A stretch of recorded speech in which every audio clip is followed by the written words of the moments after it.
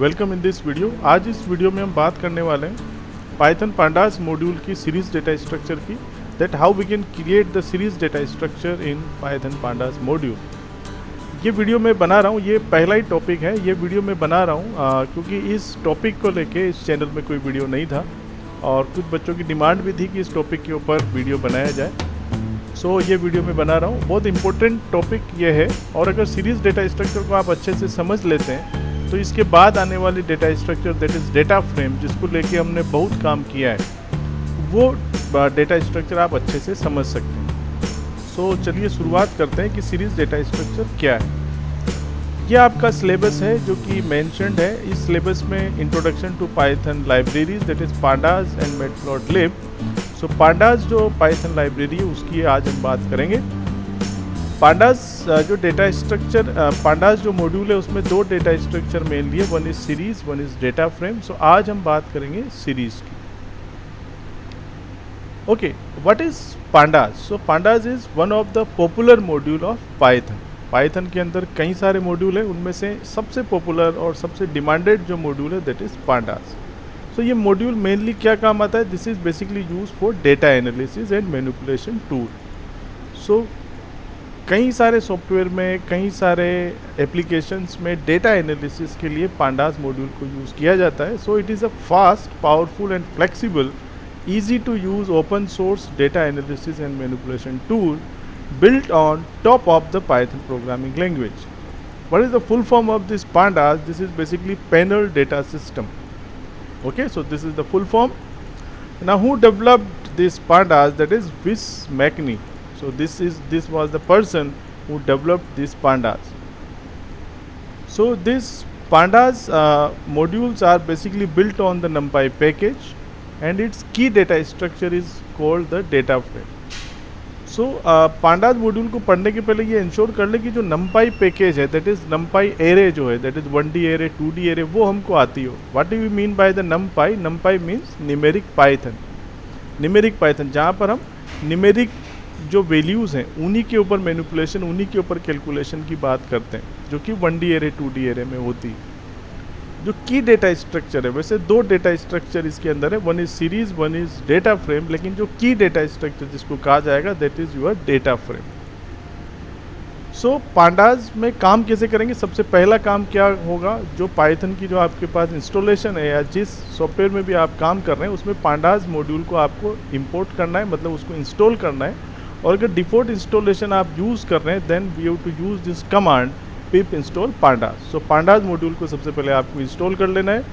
Check करने के लिए जैसे मॉड्यूल को हम इंपोर्ट करवाते हैं, जैसे इंपोर्ट numpy एज np किया था, इंपोर्ट numpy, इंपोर्ट मैथ, उसी तरीके से इंपोर्ट पांडास। इसको अलाइज करने के लिए, इसको रीनेम करने के लिए एज pd हमने लिखा है। तो जैसे मैं यहाँ पर थोनी का जो इंटरप्रेटर है उसको यूज़ कर रहा हूँ, तो सबसे पहला काम क्या होगा? मेरा पांडास मॉड्यूल को इंस्टॉल करना। यहाँ पर पांडास आप इसमें सर्च कर सकते हैं, क्योंकि इसमें पहले से इंस्टॉल्ड है तो ये दिखा रहा है ऑलरेडी इंस्टॉल्ड है। इसको आप अपग्रेड कर सकते हैं या फिर फ्रेश इंस्टॉल इसको कर सकते हैं। So first step is to install the pandas. So installation successful हुई कि नहीं, you can write down import pandas और इस लाइन को आप एग्जीक्यूट करवा दें। अगर कोई एरर यहाँ पर नहीं आती, मतलब आपका पैकेज इंपोर्ट हो गया है। Okay, so there is no error, so that means this is installed successfully. So pandas जो पैकेज है इसमें दो डेटा स्ट्रक्चर मेनली यूज होती है, one is series and one is data frame. Now what do you mean by the data structure? जैसा इसके नाम से ही मालूम चल रहा है that is how we are storing the data, in which way we are storing the data. जैसे अगर किसी कमरे में आपको कोई सामान भरने हो तो जो सामान है उसके हिसाब से आप देखेंगे कि उनको किस तरीके से रखा जाए। जैसे कपड़े आपको रखने हैं तो आप अलमीरा में उनको सिस्टमेटिक तरीके से जमाएंगे, कुछ बुक्स आपको रखनी हो तो कुछ अलग तरीके से जमाएंगे। So this is the way of storing the things. तो डेटा को जब स्टोर करना होगा तो किस तरीके से आप उसको स्टोर करेंगे, that is your data structure. तो data structure is a particular way of organising data in a computer, ताकि क्या हो कि बाद में जब उसको एक्सेस करना हो, जैसे आपने कपड़ों को जिस ढंग से जमाया तो बाद में जब आप उसको निकालना हो या बुक्स को जब आपको निकालना हो, एक्सेस करना हो, कुछ ऐड करना हो, रिमूव करना हो, तो आप अच्छे से कर पाएंगे। और अगर आपने ढंग से उनको नहीं ऑर्गेनाइज किया तो फिर बाद में आपको प्रॉब्लम होने वाली है। ओके, ताकि बाद में इफेक्टिवली यूज़ किया जाए, that is your data structure. So mainly दो डेटा स्ट्रक्चर यहाँ पर है, सीरीज़ और डेटा फ्रेम। सो सीरीज़ क्या है, मेरे पास वन डायमेंशन डेटा स्ट्रक्चर है, डेटा हमारे पास एक डायमेंशन में स्टोर होगा। होमोजीनियस डेटा सीरीज़ है, मतलब सारे आइटम क्या होंगे, होमोजीनियस होंगे, एक ही टाइप के होंगे। अभी इसके बारे में हम डिटेल में देखने वाले हैं नीचे।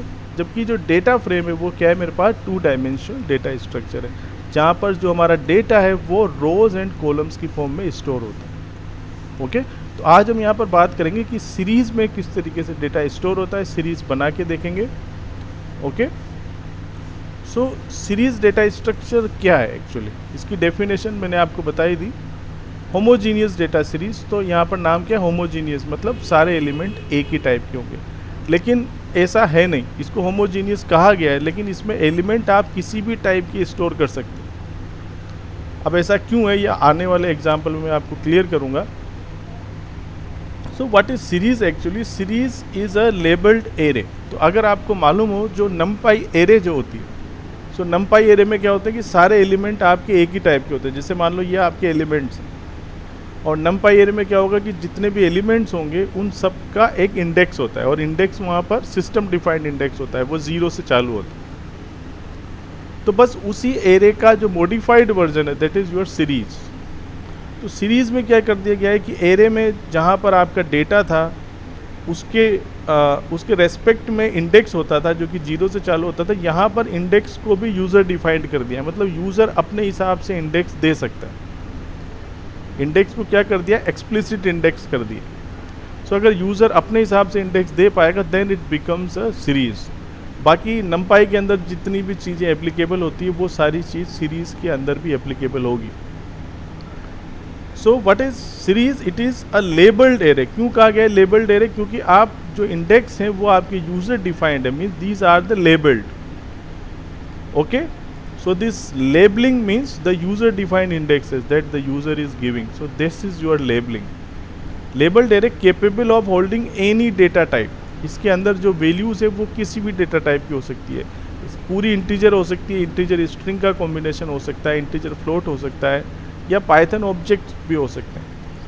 ओके, लेकिन इतना मिक्सिंग डेटा टाइप होने के बाद भी इसको होमोजीनियस कहा गया है, क्योंकि आपको इसमें वेक्टराइज्ड ऑपरेशन परफॉर्म करने हैं। वेक्टराइज्ड ऑपरेशन के बारे में हम बात करेंगे आगे, तो ये कंसेप्ट मैं आपको बता दूंगा कि मिक्सिंग डेटा टाइप होते हुए भी होमोजीनियस यहाँ पर क्यों हम इसको कह रहे हैं। So mainly what is this, this is a labelled array. तो आपको इतना ध्यान रखना है कि सीरीज़ के अंदर दो चीज़ होगी, एक आपका क्या होगा, डेटा होगा। ठीक है, डेटा किसी भी तरीके का हो सकता है, सारे इंटीजर हो सकते हैं, फ्लोट हो सकते हैं, इंटीजर फ्लोट हो सकते हैं, इंटीजर फ्लोट स्ट्रिंग हो सकते हैं, कैसे भी data, mixing of the data हो सकती है।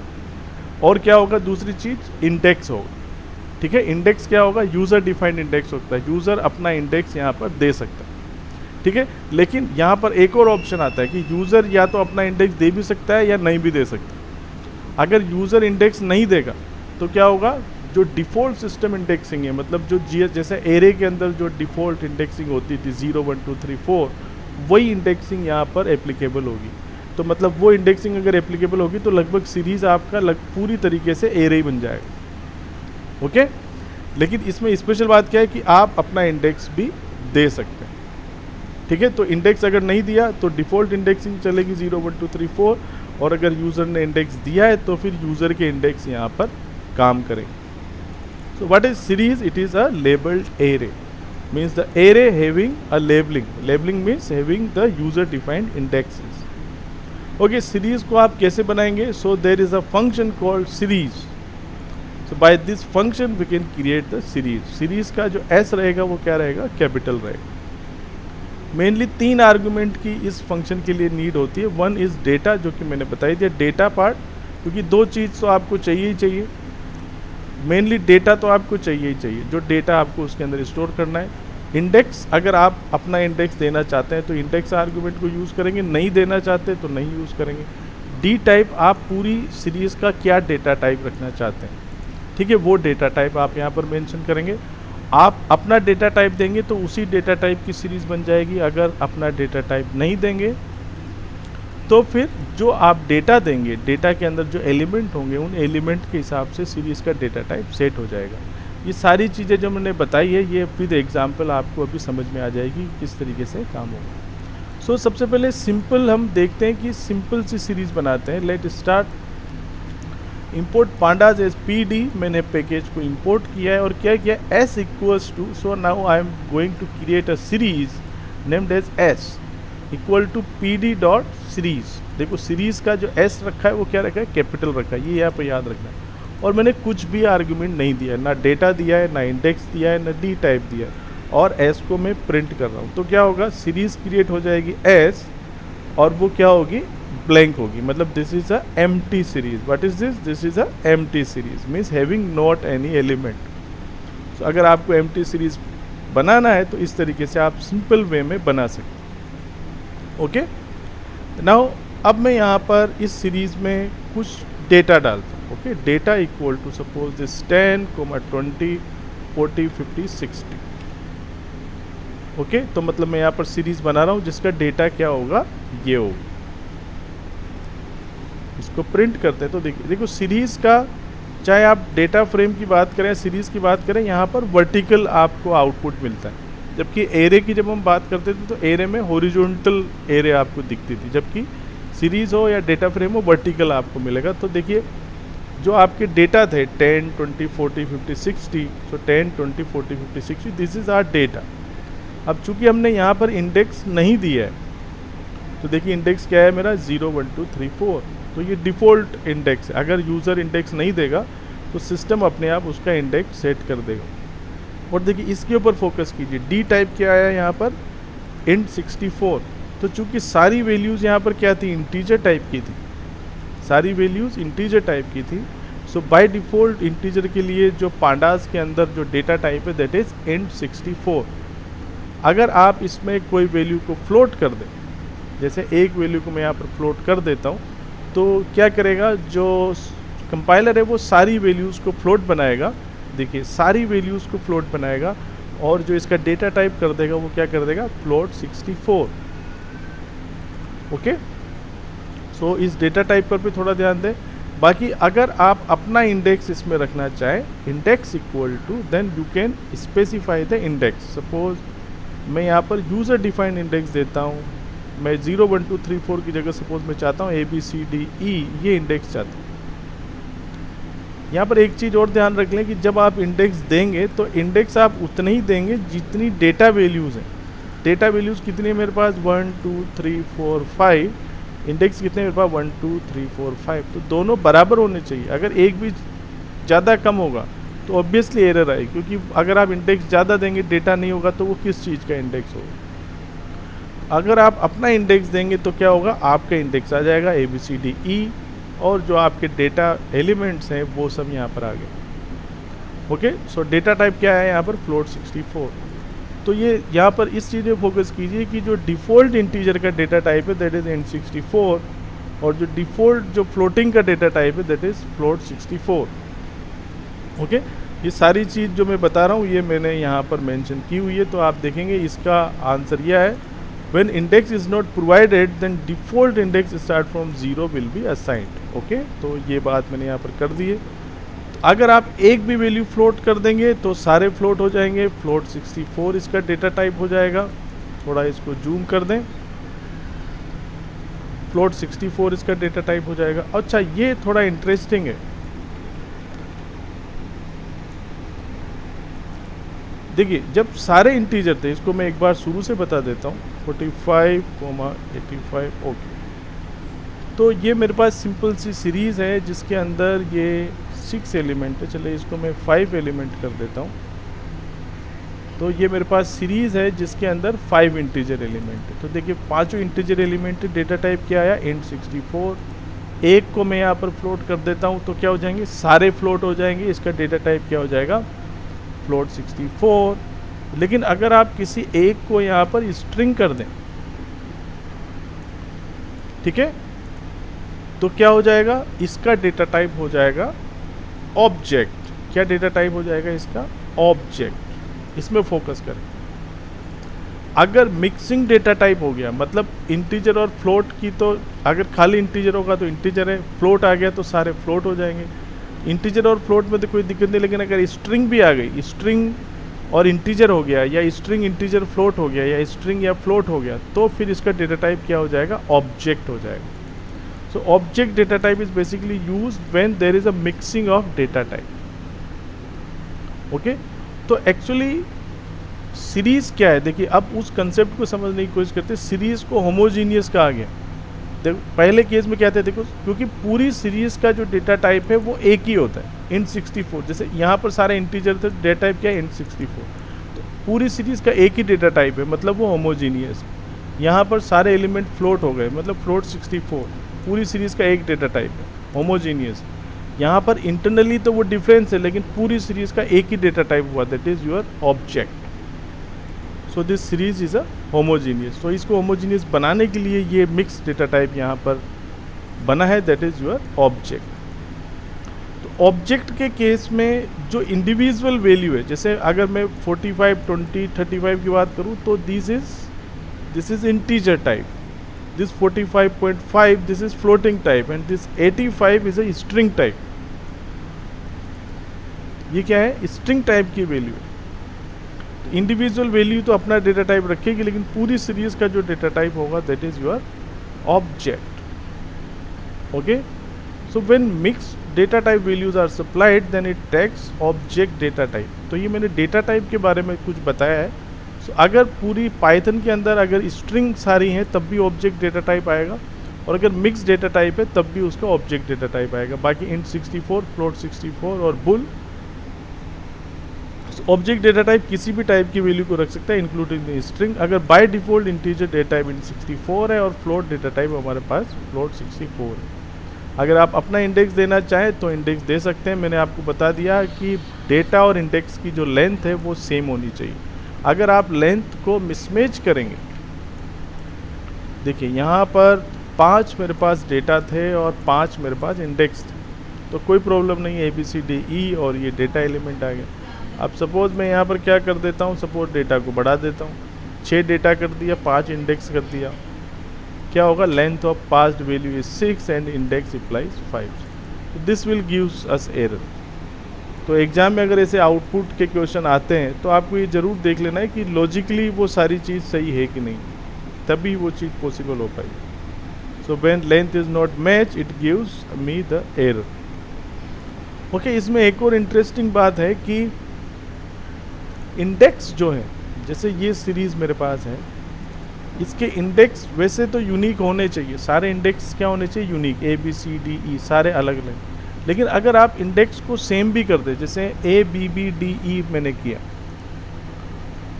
तो देखते हैं इसका आउटपुट क्या आता है. ओके, अभी तो यही वाली एरर है. पहले इनको लेंथ सेम करते हैं 5 की. तो देखिए ये A फिर B. तो दोनों ये जो 20 और 35 है, इन दोनों एलिमेंट का जो इंडेक्स है वो क्या हुआ, BB हो गया, मतलब सेम हो गया. सो ऐसा हो सकता है, series is allowing this. So in series it is not necessary that the all indexes must be unique. It should be unique. इसको यूनिक होना चाहिए, ताकि जब आप अगर कहें कि बताइए मुझे वो एलिमेंट बताइए जो कि A इंडेक्स पे है, दैट इज़ 45. मुझे वो इंडेक्स बताइए जो कि D इंडेक्स पे है, दैट इज़ 45. मुझे वो एलिमेंट बताइए जो कि B इंडेक्स पे है, तो फिर यहाँ पर क्या करेगा, सीरीज आपको 2 एलिमेंट बताएगा, क्योंकि B इंडेक्स पे 2 element, that is 20 and this 35. So logically तो हर एक इंडेक्स पे एक वैल्यू मिलनी चाहिए, लेकिन अगर आप डुप्लीकेट इंडेक्स रखेंगे तो उस केस में आपको डबल एलिमेंट मिलेंगे. मतलब डबल एलिमेंट मिलेंगे मतलब इटसेल्फ एक नई सीरीज मिलेगी. ये हम देखेंगे नेक्स्ट वीडियो में. It accept the duplicate index. Okay, अच्छा इसमें एक और तरीका है, हम इंडेक्स को एक इंटरेस्टिंग वे में भी दे सकते हैं.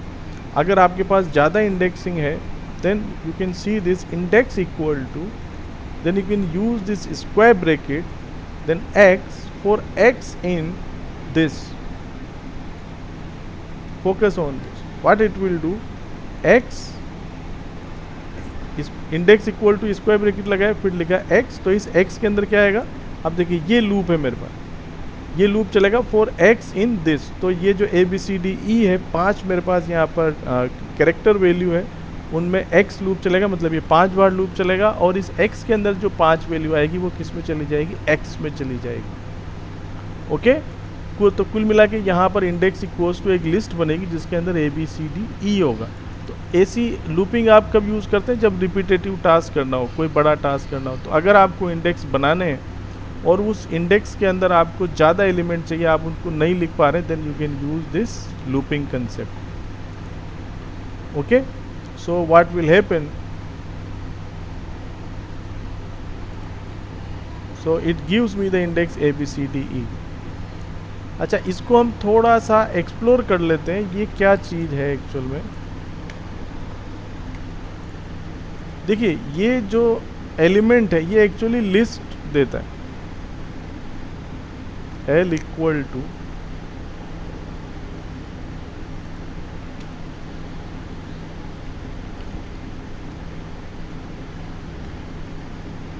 okay, let's see this. So when you want a list from a for loop, जैसे L नाम की मैंने कोई लिस्ट बनाई, या Li, थोड़ा इसको मैं नाम इसका Li, तो Li equal to, then use this square brackets, then x for, so for x in this, so इसके अंदर ये लूप चलेगा, A B C D E value आएगी, ए बी सी डी ई क्या हो जाएगी यहाँ पर Li के अंदर, तो ये लिस्ट आपको मिलेगी ए बी सी डी ई। तो ये पूरी लाइन लिखने का सीधा सा मतलब है कि ये लिखें। अब आप इसको चाहे ए बी सी डी ई ना लिख के, जैसे मैं यहाँ पर लिख देता हूँ range 10,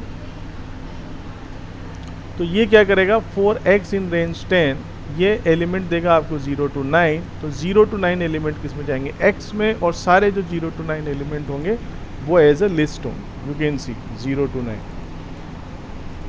okay, so actually in Python थोड़ा शॉर्ट काम करने के लिए, अगर आपको फॉर लूप का जो आउटपुट है वो लिस्ट की फॉर्म में चाहिए, then you can use such type of syntax, that square bracket x for x in this. Okay, so I think this is clear to you. So ये हमारा programme था। तो इसको और भी तरीके से यूज़ कर सकते हैं, जैसे यहाँ पर मैं लिख देता हूँ range 2,10,2। So what it will do, range function आपको पता होगा, ये क्या करता है, एक सीक्वेंस देता है, कहाँ से स्टार्ट करेगा, 2 से स्टार्ट करेगा, कहाँ तक जाएगा, ये जो नंबर लिखा है इससे लेस देन 1 तक जाएगा, और कितनी स्टेपिंग वैल्यू है 2। तो सबसे पहले आएगा 2, फिर आएगा 4, फिर आएगा 6, फिर आएगा 8, लेकिन फिर 10 नहीं आएगा। सो कितनी वैल्यू आई, 2, 4, 6, 8, 4 वैल्यू आई, मतलब इंडेक्स में 4 ही वैल्यू आएगी, और यहाँ पर कितनी वैल्यू, 5 वैल्यू है। तो इसकी वैल्यू मुझे 5 ही इंडेक्स करने पड़ेंगे, 2 से लेके 12 तक करता हूँ। तो आप देखेंगे इंडेक्स मेरे आ गए यहाँ पर 2, 4, 6, 10, और डेटा मेरे पास यही है 45, 20, 35, 46। ओके, अगर यहाँ पर आप 10 करते, सो ऑब्वियसली जो लेंथ है इंडेक्स और डेटा की वो मैच नहीं हुई, तो वही एरर आएगी, length of past value is 5 and index implies 4। So index में 4 है जबकि डेटा में 5 है। सो ये मैचिंग यहाँ पर होनी चाहिए। So you can use this syntax when you want more number of indexes. Okay, you can use this in data also. अगर आप डेटा में भी इसको इस्तेमाल करना चाहें, then there is no problem. तो सपोज मैं यहाँ पर एक सीरीज़ बनाना चाहता हूँ, काफ़ी बड़ी सीरीज़ बनाना चाहता हूँ, 2 से लेके 100। देखिए मैं इसको 1 से लेके 100, so it create a index from 1 to 99। Okay, तो मेरे इंडेक्स क्या होंगे, 1 से लेके 99, और जो मेरे नंबर्स होंगे वो होंगे 2 से लेके 98। तो इसको मुझे थोड़ा सा बढ़ाना पड़ेगा क्योंकि एलिमेंट भी मैं वही रखना चाहता हूँ। Let execute this. Okay, so you get this. तो देखिए पूरी इतने से कोड में कितनी बड़ी सीरीज़ बन जाएगी। देखिए तो डेटा जो आ रहा है दैट इज़ 2, 4, 6, 8, जो इंडेक्स आ रहा है 1, 2, 3, 4, 5, 6। तो अगर ज़्यादा लंबी सीरीज़ बनानी है then you can use this for loop inside this. Okay, so I think this is clear to everyone. Okay, now what is the use of this D type. Okay, let's see this D type. पहले एक simple सी मैं यहाँ पर series लेता हूँ without this for loop. Okay, यही मैं यहाँ पर सीरीज़ लेता हूँ।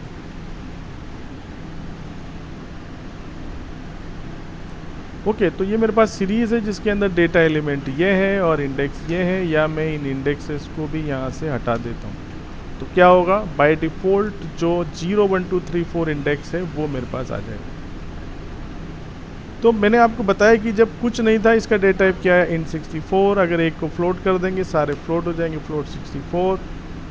अगर एक को भी स्ट्रिंग भी कर दिया, फ्लोट भी है, तो क्या हो जाएगा, ऑब्जेक्ट। तो एक्चुअल में क्या हो रहा है कि यहाँ पर कंपाइलर आपकी वैल्यूज़ के हिसाब से डेटा टाइप को डिसाइड कर रहा है, मतलब ऑटोमेटिक डेटा टाइप डिसाइड हो रहा है।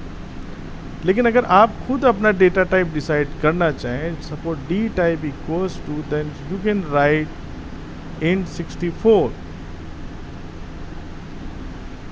Okay, what it means? It means the user is giving the desired index int 64। तो हालांकि इस केस में तो पहले भी int 64 हो रहा था, आपने भी int 64 किया, तो वही बात है। लेकिन अगर आप इसको float 64 देना चाहें, तो now what will happen? तो ये तो सारे इंटीजर थे, पहले int 64 हो रहा था, लेकिन आप float 64 चाहते हैं। अब क्या करेगा, वो इसको पूरे को फ्लोट करके float 64 देगा, क्योंकि यूजर चाह रहा है कि float 64 हो। ओके, लेकिन ये चीज़ अगर मैं यहाँ पर किसी एक को स्ट्रिंग कर देता, देखो इसमें ध्यान देना। अब मैंने इसको क्या कर दिया, स्ट्रिंग, यहाँ पर क्या है, इंटीजर। तो अब इसका डेटा टाइप क्या होना चाहिए, ऑब्जेक्ट होना चाहिए। लेकिन अब सिस्टम तो क्या करेगा, इसको ऑब्जेक्ट करेगा। लेकिन आप क्या चाह रहे हैं, फ्लोट 64 चाह रहे हैं। तो फ्लोट 64 डेटा टाइप आप कंपाइलर को बाउंड कर रहे हैं कि फ्लोट 64 डेटा टाइप इसका किया जाए। लेकिन फ्लोट 64 डेटा टाइप इसका नहीं कर सकते, क्योंकि फ्लोट 64 इन वैल्यूज़ को तो हैंडल कर लेगा, लेकिन इस वैल्यू को हैंडल नहीं कर पाएगा। So let's see what will happen.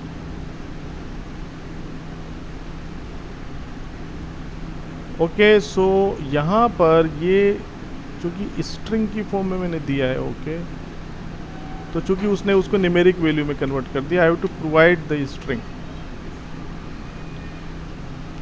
देखिए वो क्या था, मैंने जब डबल कोट्स में 60 दिया तो उसने फिर उसको समझ लिया कि न्यूमेरिक वैल्यू, तो उसको फ्लोट में कन्वर्ट कर दिया। लेकिन suppose you are providing a string here, suppose any string, now you are bound to give this float 64, so obviously it gives me the error that could not convert string into the float अमीन।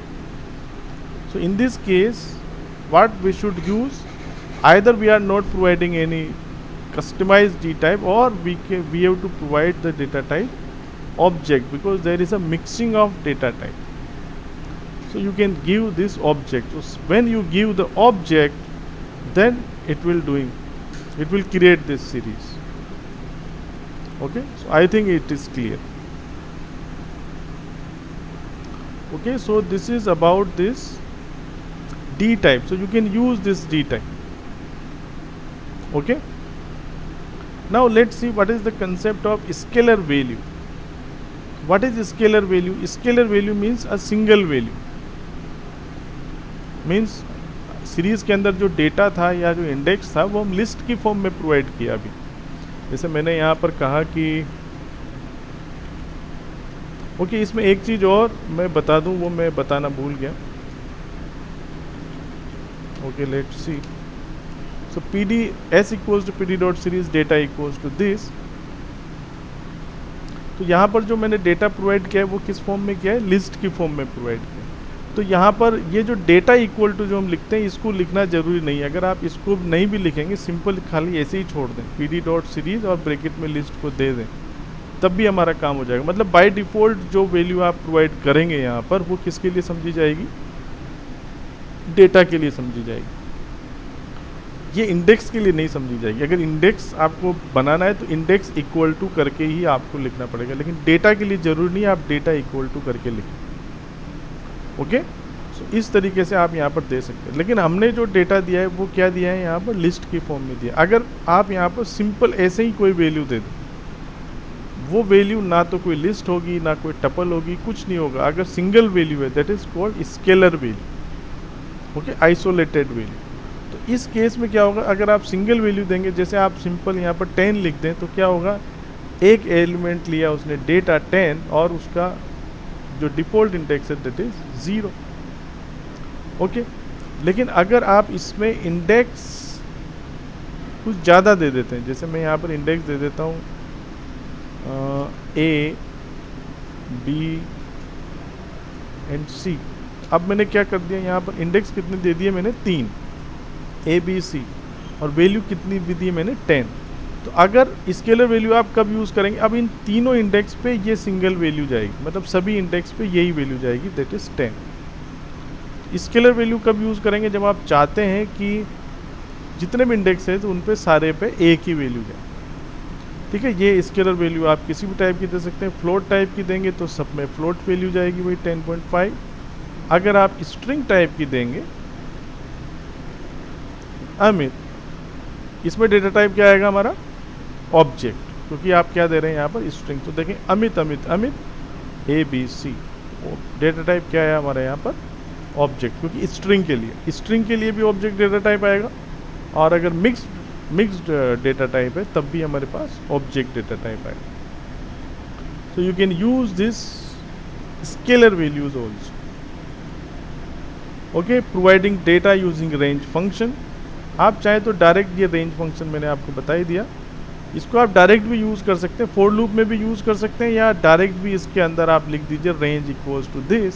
सो automatically जो आपका data part है उसके लिए ये range generate कर देगा।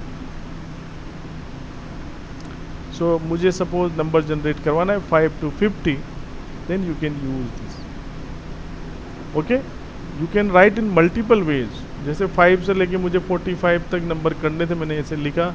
आप इसको ऐसे डायरेक्ट लिख सकते हैं, या डेटा इक्वल्स टू रेंज करके लिखेंगे तब भी वही बात है।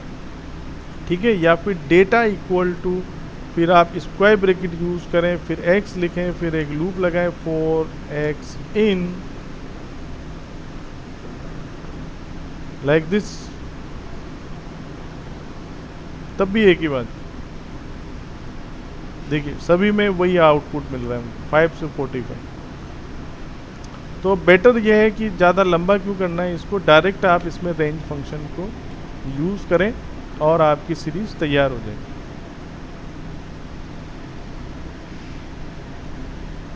Okay, let's C. बट ये रेंज चूँकि डेटा के लिए जब डायरेक्ट काम कर रहा है, तो इंडेक्स के लिए क्यों डायरेक्ट काम नहीं कर रहेगा,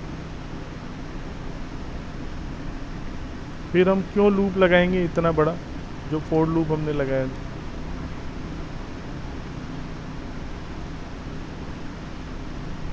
देखिए कोई प्रॉब्लम नहीं है, रेंज इक्वल्स टू दिस, तो ये डेटा, और index equals to range this, तो देखिए इंडेक्स भी आ गए आपके 5, 10 वही। ओके, तो इसको रेंज को आप डायरेक्ट, आप चाहे डेटा में भी लगा सकते हैं या इंडेक्स में भी लगाएं, तो कोई प्रॉब्लम नहीं है अगर ज़्यादा लंबा है। ओके, क्योंकि रेंज फंक्शन भी आपको अल्टीमेटली सीक्वेंस ही देता है। जब हम फॉर लूप लगाए तो वो लिस्ट की फॉर्म में पहले वो सीक्वेंस आता है, सीक्वेंस से वो लिस्ट बनता है, फिर लिस्ट से वो सीरीज में आता है। ओके, सो रेंज फंक्शन को आप किसी भी तरीके से यूज़ कर सकते हैं। रेंज के बारे में थोड़ा आपको पता होना चाहिए। रेंज स्टार्टिंग वैल्यू ये है, यहाँ तक जाएगा, लेकिन पूरा यहाँ तक नहीं जाएगा, इससे -1 तक जाएगा। अगर ये पॉजिटिव वैल्यू है तो आगे बढ़ेगा, इंक्रीज़ करेगा। अगर नेगेटिव वैल्यू है तो फिर वो रिवर्स में चलता है। ओके, इसके बारे में थोड़ा सा मैं आपको बता देता हूँ इसमें, क्योंकि बहुत क्वेश्चन इसमें पूछे जाते हैं और आप लोग कंफ्यूज रहते हैं। रेंज फंक्शन में देखिए स्टार्टिंग वैल्यू एंड -1 स्टेप, अगर आपकी स्टेप पॉजिटिव है, if step is positive,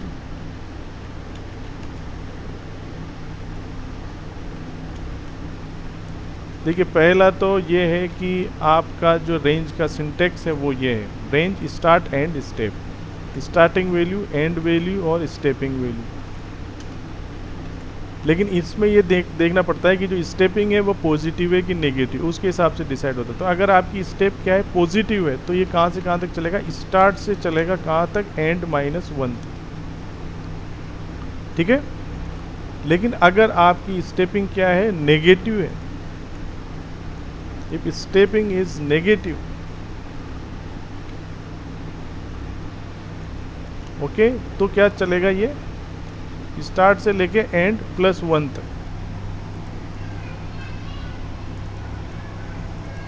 start से लेके एंड +1 तक चलेगा। चलिए इसको मैं आपको समझा देता हूँ, अगर इसमें अपन को डाउट है तो इसको हम सिंपली यहाँ पर समझ जाएंगे। 1, 10, अगर हम स्टेपिंग नहीं देते हैं तो कोई प्रॉब्लम नहीं है, वो बाय डिफ़ॉल्ट 1 स्टेपिंग उसकी कंसिडर करता है। या इसको मैं देता हूँ, तो क्या करेगा, सिंपल यहाँ पर 1 से लेके स्टार्टिंग वैल्यू क्या है 1, कहाँ तक जाएगा ये 9 तक जाएगा, क्योंकि एंड -1 लिखा है, क्योंकि ये क्या थी पॉजिटिव स्टेपिंग है। सो 1 से लेके 9 तक। लेकिन अगर आप इसको क्या कर देंगे -1, तो अब चूँकि स्टार्टिंग वैल्यू अब आपको कम वाली देनी पड़ेगी। जैसे मैंने अब स्टार्टिंग वैल्यू क्या है उसकी मैक्सिमम वैल्यू, क्योंकि कहाँ से स्टार्ट करना है 10 से स्टार्ट करना है, कहाँ तक उसको जाना है 1 तक जाना है। लेकिन फिर से 1 तक नहीं जाएगा, 1 + 1, क्योंकि ये क्या हो जाएगी उसकी एंड वैल्यू हो जाएगी। तो मैंने क्या बताया, एंड +1 तक, स्टार्ट से लेके एंड +1 तक, मतलब कहाँ तक जाएगा 2 तक। सो 10, 9, 8, 7 अप टू 2। ओके, तो ये कंसेप्ट आप इसमें जरूर क्लियर कर लो। और अगर आप ऐसा कुछ लिखेंगे तो कुछ होगा ही नहीं, क्योंकि आप स्टार्टिंग वैल्यू चाहते हैं 1, कहाँ तक जाए वो 10 तक, वो भी उसके रिवर्स में जाए। तो 1 के रिवर्स में तो 10 आएगा ही नहीं उधर। ठीक है, तो आप जब नेगेटिव स्टेपिंग देंगे तो यहाँ पर मैक्सिमम वैल्यू देंगे, यहाँ पर उसकी मिनिमम वैल्यू देंगे। ठीक है, मिनिमम वैल्यू मतलब उससे +1 तक चलेगा। ओके, तो रेंज को आप सोच समझ के यूज़ करें, और इसके आउटपुट में भी काफ़ी क्वेश्चन पूछे जाते हैं, इसको अच्छे से आप लोग यूज़ करें। ओके, सीरीज़ के अंदर ये कंसेप्ट है नॉन वैल्यू।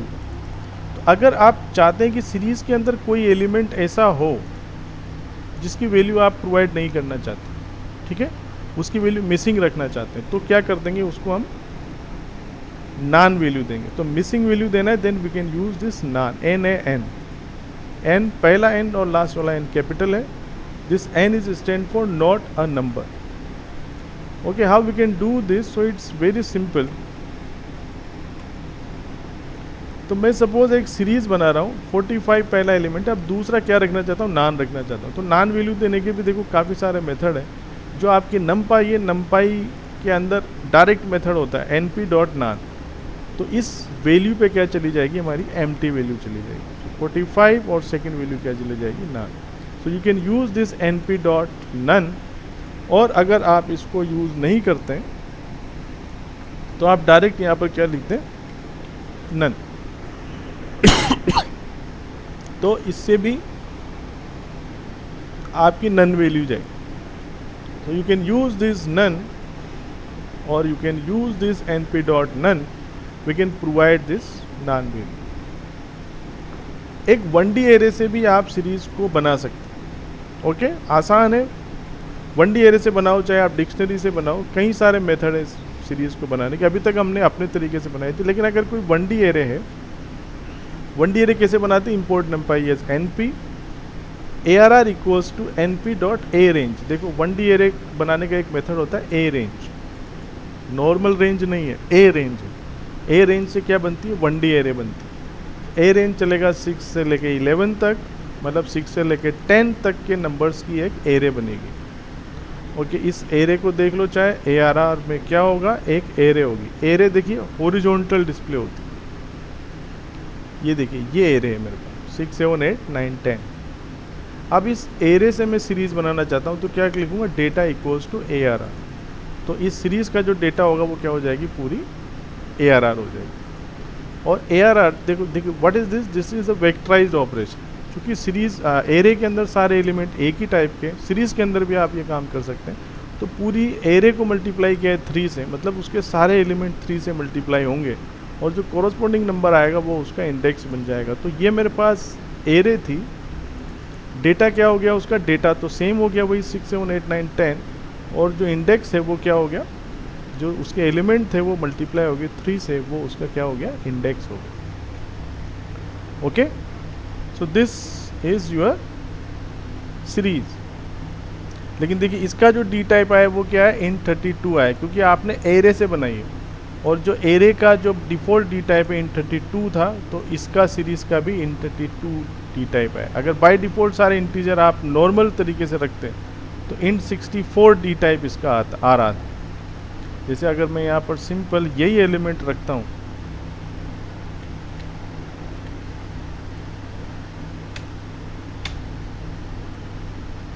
और इसका मैं कोई एलिमेंट नहीं देता हूँ, then you can see here int 64। तो चूंकि numpy में int 32 डिफ़ॉल्ट डेटा टाइप होता है, तो numpy से जब आप बनाएंगे तो वो numpy के डेटा टाइप एक्सेप्ट यहाँ पर कर रहे हैं। ओके, वो कोई बड़ा मैटर नहीं।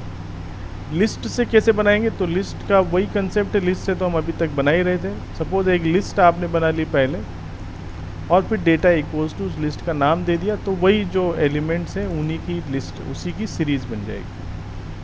Now this is important, dictionary से सीरीज बनाना। ओके, डिक्शनरी से फिर डेटा फ्रेम भी बनता है, तो काफ़ी इंपॉर्टेंट है। सो डिक्शनरी से, जैसे डिक्शनरी में क्या होता है, डी इक्वल टू, डिक्शनरी में कर्ली ब्रैकेट हम यूज़ करते हैं, और क्या क्या प्रोवाइड करते हैं, की देते हैं, then colon, then the value. So this is a dictionary, this key, then this value, then comma, then again a key, then colon, then its value, then comma, then key, colon, value. So this is a syntax. So जब d को आप पास कर देंगे direct यहाँ पर, या data equal to d लिख दें या डायरेक्ट d लिख दें, तो इस डिक्शनरी से सीरीज आप बनाएंगे तो क्या होगा, ऑटोमेटिक एक सीरीज बन जाएगी, और जो डिक्शनरी की जो कीज़ हैं वो क्या बन जाएगी, इस सीरीज़ के इंडेक्स बन जाएंगे, और जो इसके वैल्यूज़ हैं वो डेटा पोर्शन में चली जाएगी। ये चीज़ आपको इसमें ध्यान रखनी है। जब डिक्शनरी से सीरीज़ बनाएंगे तो डिक्शनरी की जो कीज़ हैं वो यहाँ पर इंडेक्स बन गए, और जो इसके वैल्यूज़ हैं वो इसके डेटा एलिमेंट बन गए। Okay, so keys of dictionary will become index of series, and values of dictionary will become data of series. लेकिन चूंकि अब डिक्शनरी से आपने सीरीज़ बना दी है, तो सीरीज़ आप अपने खुद के इंडेक्स नहीं दे सकेंगे अब यहाँ। मतलब अब आप चाहें कि मैं डिक्शनरी से सिर्फ वैल्यू ले लूँ और इंडेक्स नहीं लूँ, तो ऐसा नहीं हो। अब आप अपने इस हिसाब से कोई इंडेक्स नहीं बनाएंगे। अगर आप इंडेक्स बनाना चाहते हैं अपने खुद के, तो आप, मतलब इसका तरीका ये है कि जैसे यहाँ पर अगर आप इंडेक्स नहीं दे रहे, तो पूरी सीरीज़ के जितने भी कीज़ थी वो सब इंडेक्स बनेंगी। लेकिन अगर कभी कभी आपको लगता है कि पूरी सीरीज़ में जितनी कीज़ हैं उन सब के इंडेक्स नहीं बनने चाहिए, जो सिलेक्टेड मैं जो सिलेक्ट करूं वही इंडेक्स बनने चाहिए। जैसे आपने इसमें दिया अमित कोमा दिव्या, तो देखिए इस पे ध्यान देना, कई बार ये एग्ज़ाम में भी आया, index equals to Amit and Divya. तो अब आप चाहते हैं कि जो सीरीज़ बने उस सीरीज़ के अंदर खाली दो इंडेक्स हो, अमित और दिव्या। ओके, और आप क्या बना रहे हैं, उसको डिक्शनरी से बना रहे हैं। क्या होगा, सिर्फ इस पूरी डिक्शनरी से वो अमित और दिव्या को ही फेच करेगा। अमित की वैल्यू है 95, दिव्या की वैल्यू है 45। ठीक है, तो जब आप पूरी डिक्शनरी से सीरीज़ नहीं बनाना चाहते, कुछ सिलेक्टेड जो कीज़ हैं बस उन्हीं से डिक्शनरी बनाना चाहते हैं, then you can use this index. लेकिन अगर इस इंडेक्स में आपने वही एलिमेंट दिए जो कि उसमें कीज़ थी तो ठीक है। लेकिन अगर आपने कुछ ऐसी चीज़ दे दी, जैसे मान लो इसमें मैंने दे दिया पराग, अब क्या है, अमित की वैल्यू ये फेच कर लेगा 95, दिव्या की वैल्यू फेच कर लेगा 85, लेकिन पराग तो की इसमें है ही नहीं। तो जो आपकी सीरीज़ बनेगी उसके अंदर तो तीन ही इंडेक्स होंगे, अमित, दिव्या, पराग। अमित की वैल्यू मिल जाएगी, दिव्या की वैल्यू मिल जाएगी, पराग की नहीं मिलेगी, तो क्या आएगी, नान। ओके, तो चूंकि ये सीरीज़ है इसमें एरर नहीं आएगी। इस केस में क्या हो जाएगी, अगर वो मैचिंग वैल्यू उसको नहीं मिली, हमेशा सीरीज़ में ध्यान रखना ये वैल्यू उसको मैच करता है, और अगर वैल्यू मैच नहीं की तो उस केस में नान वैल्यू देता है। Okay, so this is important also. So if user is providing index while making series from dictionary, then indexes dot matches with key of dictionary having corresponding values and other will have the none. तो जो match कर जाएंगे वो value आ जाएगी, जो match नहीं करेंगे वो क्या आएगी, नान आएगी। तो ये हमने देखा कि सीरीज़ को हम किस तरीके से क्रिएट कर सकते हैं, डिक्शनरी से, लिस्ट से, एरे से हमने क्रिएट किया। कुछ और सीरीज़ के अंदर कई सारे एट्रीब्यूट्स हैं, उनको हम कैसे यूज़ कर सकते हैं। वो एट्रीब्यूट्स हमको काफ़ी सारी इन्फॉर्मेशन सीरीज़ के बारे में बताते हैं। जैसे एक एट्रीब्यूट है एक्सेस, तो सीरीज़ का नाम लिखें और डॉट एक्सेस करें तो आपको क्या मिलेगी, एक लिस्ट मिलेगी, return a list of row access label. मतलब आपको जो उसकी रो एक्सेस लेबल्स है, क्योंकि यहाँ तो एक ही सीरीज़ के अंदर तो एक ही एक्सेस होती है, तो जो आपके इंडेक्सेस हैं उनकी आपको लिस्ट मिलेगी। तो इसको मैं डायरेक्ट बता देता हूँ। अगर आप s डॉट एक्सेस करेंगे, जैसे ये अगर मैं यहाँ पर सीरीज़ कंसिडर करता हूँ, इसमें डेटा ये है और इंडेक्स ABCDE है, ये मेरे पास सीरीज़ ABCDE। इस सीरीज़ में अगर आप s डॉट एक्सेस करेंगे तो क्या होगा, ये आपको मिलेगा। इंडेक्सेस क्या है ABCDE और डी टाइप क्या है इसका ऑब्जेक्ट। ध्यान दीजिए, इंडेक्स मिलेंगे आप, एक्सेस में क्या मिलेगा, इंडेक्स मिलेगा, और इंडेक्स मिल रहे हैं ये ABCDE, तो इसका डी टाइप क्या है, ऑब्जेक्ट है। जबकि अगर आपको वैल्यूज़ लेनी थी, डेटा लेना था, तो इसका डी टाइप क्या आता, इसका int 64 है। तो बाय डिफ़ॉल्ट जो सीरीज़ का जो डी टाइप होता है वो उसके डेटा एलिमेंट का डी टाइप होता है। उसके इंडेक्स का जो डी टाइप है वो इस तरीके से आपको मिलेगा, एक्सेस लेबल के थ्रू करेंगे। डी टाइप जो एट्रीब्यूट है उसको यूज़ कर सकते हैं अगर आपको सीरीज़ का डेटा टाइप पता करना हो। सो s डॉट डी टाइप अगर आप करेंगे तो रिटर्न क्या होगा, int 64, क्योंकि इस पूरी सीरीज़ का जो डी टाइप है वो क्या है, int 64। आइटम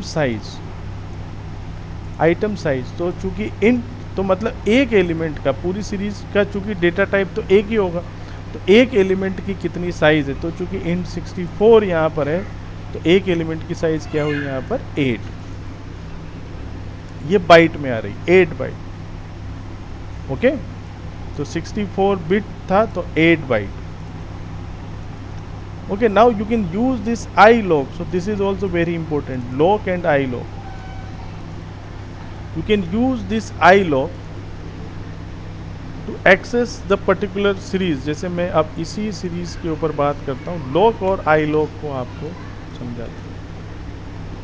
ये मेरे पास एक सीरीज़ है, print s, simple data equals to this है और index equals to this. So this is a very simple series. Now अब इस सीरीज के अंदर सपोज आप कुछ एलिमेंट कोई एक्सेस करना चाहते हैं, then you can use this s dot iloc। तो iloc क्या करता है, बेसिकली जो डिफ़ॉल्ट इंडेक्सिंग स्कीम है, मतलब 0 1 2 3 4 जो इंडेक्सिंग स्कीम है उसके ऊपर काम करती है, जबकि लॉक जो है वो जो यूज़र डिफाइंड इंडेक्सेस होते हैं उनके ऊपर काम करती है। ठीक है, so this is the difference between iloc and lock.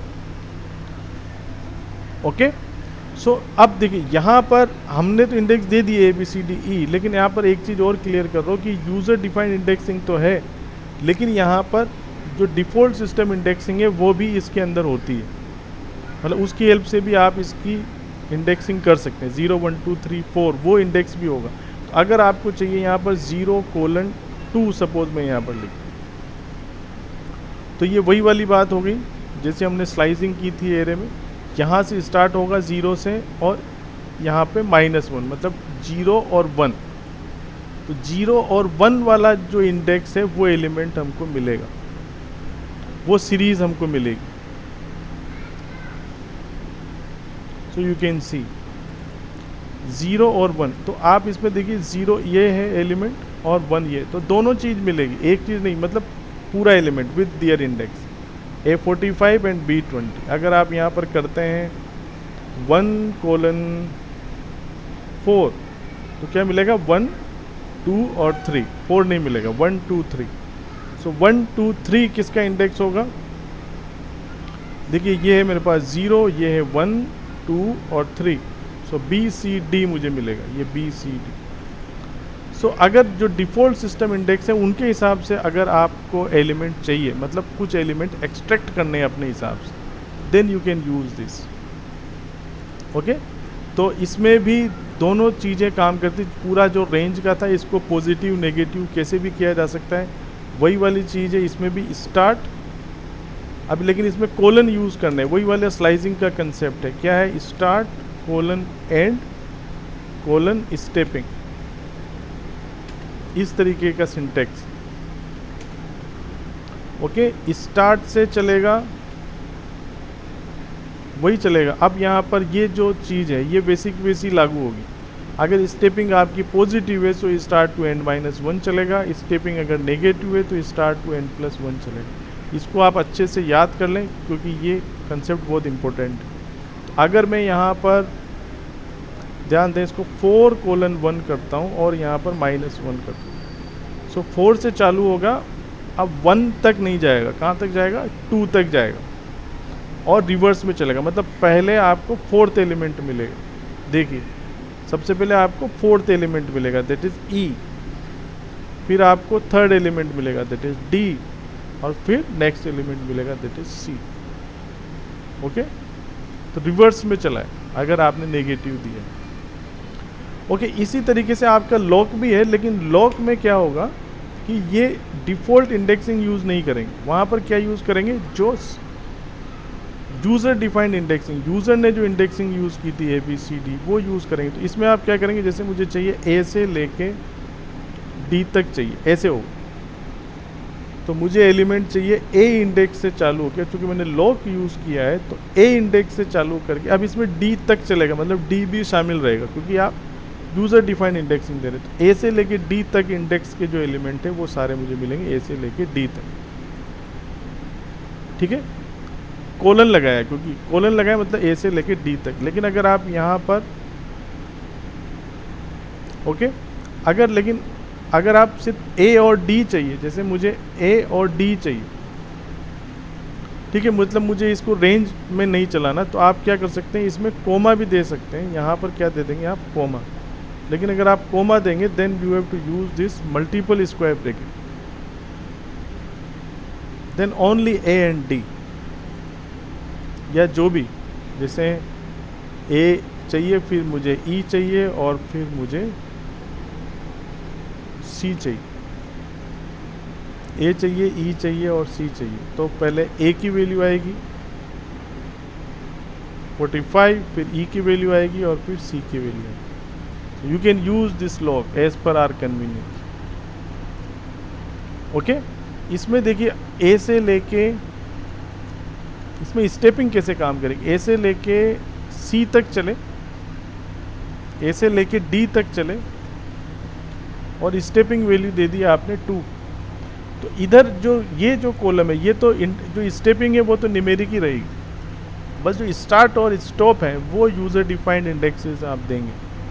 इधर स्टेपिंग 2 ही रहेगी, तो A से लेके D तक, A भी A से लेके D तक ही चलेगा, D भी उसमें शामिल रहेगा। तो A पे रहेगा पहले, फिर दो स्टेपिंग छोड़ने, 2 एलिमेंट छोड़ने, तो फिर किस में जंप करेगा, C पे जंप करेगा। ठीक है, C के बाद फिर आगे नहीं बढ़ पाएगा, तो क्या आएगा, A और C, 2 stepping. Okay, so A से लेके B 1, फिर B से लेके C 2 stepping. Okay, so this, तो I log 0:3 करेंगे, then you got this 0 1 2, log A to D करेंगे, you get A to D, you get A C B करेंगे, then you get A C B, n bytes. ठीक है, तो ये आपको बताएगा कि टोटल जो आपकी सीरीज़ बनी है उस सीरीज़ की टोटल कितनी बाइट में साइज़ है। तो देखिए ये जो सीरीज़ बनी थी इसमें 5 एलिमेंट थे, एक एलिमेंट आपका 64 बिट का था, मतलब 8 बाइट का था। 64 bit means 8 byte. So total कितने एलिमेंट है, 5 एलिमेंट है। सो 5 8 जा 40। It gives me the total size of the series. S dot and dim, and dim आपको क्या देगा, सीरीज की डायमेंशन देगा कि 1 डायमेंशन है कि 2 dimension. So it gives me the 1। Shape, this is also very important argument. Shape ये आपको बताएगा कि जो आपकी सीरीज़ बनी है उस सीरीज़ में कितने एलिमेंट हैं। ठीक है, रो वाइज कॉलम वाइज। तो चूंकि यहाँ पर रो ही होता है तो ये आपको एक टपल देता है। What is gives me a tuple. तो जब ये जो ब्रैकेट यूज़ होगा ये आपको किसके लिए यूज़ होगा, टपल के लिए यूज़ होगा। ठीक है, अगर स्क्वायर ब्रैकेट होगा तो आपकी क्या हो जाएगी, लिस्ट हो जाएगी। कर्ली ब्रैकेट होगा तो क्या हो जाएगी, डिक्शनरी हो जाएगी। तो ये कुछ चीज़ें तो पूरी अच्छे से हम याद कर लें। तो टपल देगा, जिस टपल के अंदर आपको, क्योंकि इसमें कितने एलिमेंट थे, 5 कोमा, तो इस तरीके से आपको मिलेगा। अगर डेटा फ्रेम में इसी फंक्शन को अप्लाई करेंगे तो वो रोज और कॉलम दोनों चीज़ देते हैं। Okay, this is important, S dot values. ठीक है, दिस इज इम्पोर्टेंट। अगर आपको सारी वैल्यूज़ चाहिए, डेटा एलिमेंट चाहिए, तो आप इस एस डॉट वैल्यूज़ को यूज़ करेंगे, एस डॉट इंडेक्स को यूज़ करेंगे अगर आपको सारे इंडेक्स चाहिए। सो दिस इज़ इम्पोर्टेंट। तो एस डॉट वैल्यूज़ अगर आप कर देंगे तो क्या मिलेगी आपको, एक लिस्ट मिलेगी जिस लिस्ट के अंदर सारे डेटा एलिमेंट रहेंगे। ओके, और इसी तरीके से एस डॉट इंडेक्स अगर आप कर देंगे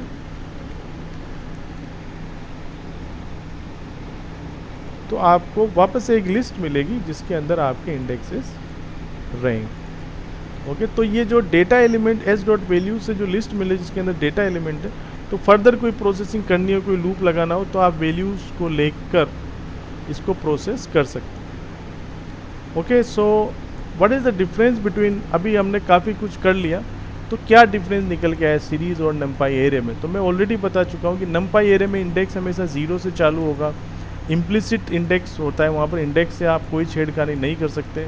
यहाँ पर इंडेक्स किसी भी टाइप का हो सकता है, नंबर भी हो सकता है, आप जो चाहें वो दे सकते हैं।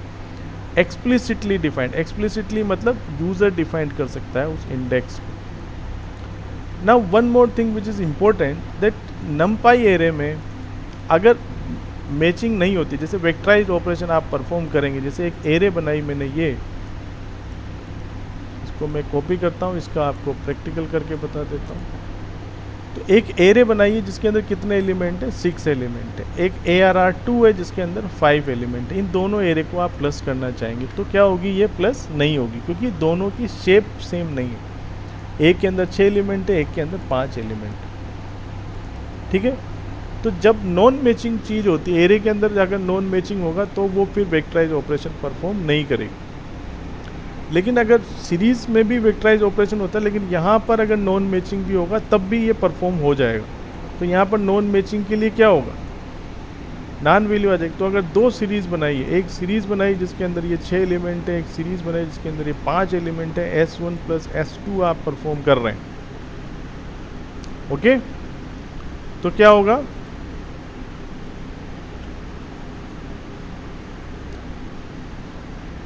एक सीरीज़ बनेगी। इसको थोड़ा सा ऐसा समझें जितना एक बार S1 को प्रिंट करवाएं तो मैचिंग किस हिसाब से कर रहा है, इंडेक्स के हिसाब से कर रहा है, print S2। Okay, so you can see this is S1 0 to 5 with this and this is S2। तो यहाँ पर ये देखना है कि इंडेक्स मैच करेगा, ये वैल्यू मैच नहीं करेगा, इंडेक्स मैच करेगा। वैल्यू से कोई मतलब नहीं है यहाँ पर, जैसे यहाँ पर कुछ और भी वैल्यू हो सकती है। ठीक है, तो देखिए इसका 0 से मैच हुआ तो 10 और 10 मैच करेगा, यहाँ पर 0 इंडेक्स में बनेगा। ओके, तो जो कॉमन इंडेक्सेस होंगे वो सारे आ जाएंगे रिजल्टिंग में, और फिर जो एक्स्ट्रा इंडेक्स जिसमें भी होगा वो इंडेक्स आ जाएगा। तो कॉमन इंडेक्स होंगे वो तो कोरस्पॉन्डिंग वैल्यू सम हो जाएंगी, लेकिन जो एक्स्ट्रा इंडेक्स होगा जो मैच नहीं करेगा उसके लिए नॉन वैल्यू आएगी, 5 के लिए नॉन वैल्यू आएगी। Okay, so this is important. So when non-matching value is found, then it will return the non-value. So this is difference between series and numpy. तो सीरीज़ का कंसेप्ट बहुत important है, और अगर ये आपको समझ में आ गया तो डेटा फ्रेम भी बड़ी आसानी से हमको समझ में आएगा, क्योंकि सीरीज़ से ही डेटा फ्रेम बनता है। तो आज के वीडियो में हमने देखा कि सीरीज़ को किस तरीके से क्रिएट करते हैं। इसके बाद मैं एक नेक्स्ट वीडियो बनाऊंगा जिसमें आपको बताऊंगा कि सीरीज़ के साथ किस तरीके से मैनिपुलेशन की जा सकती है, किसी एलिमेंट को चेंज करना, उसको अपडेट करना। सो बने रहिए हमारे साथ, चैनल को सब्सक्राइब करें और वीडियो को लाइक करें।